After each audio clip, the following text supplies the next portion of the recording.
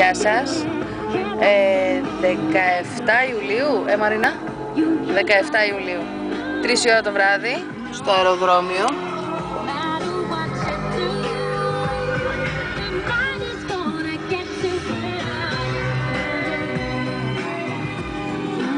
Για προχώραμε να δούμε τι μπορούν να κάνουν τα νύχια. Ωραία. Για δρόσισέ με λίγο.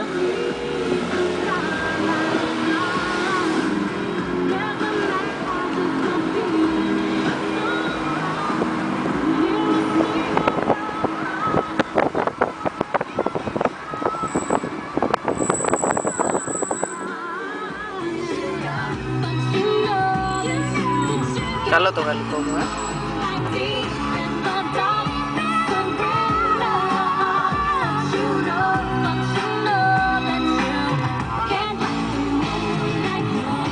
Θα μου ανάψει μια και το air-condition.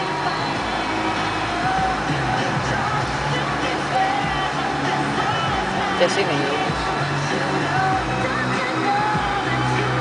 Ωραία. Και μία το κρύο.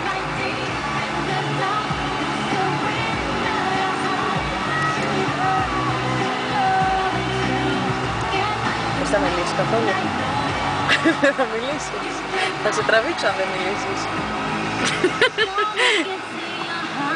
Δεν είχε σκόπο. Θα τραβήξω το χέρι που έδειξε. Έλα. Για βγες έξω.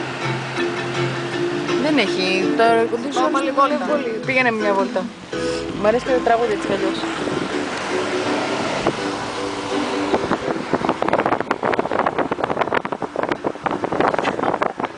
Πάρκινγκ του αεροδρόμιου που θα μας περάσουν. Είναι και φάτο το αδερφάκι.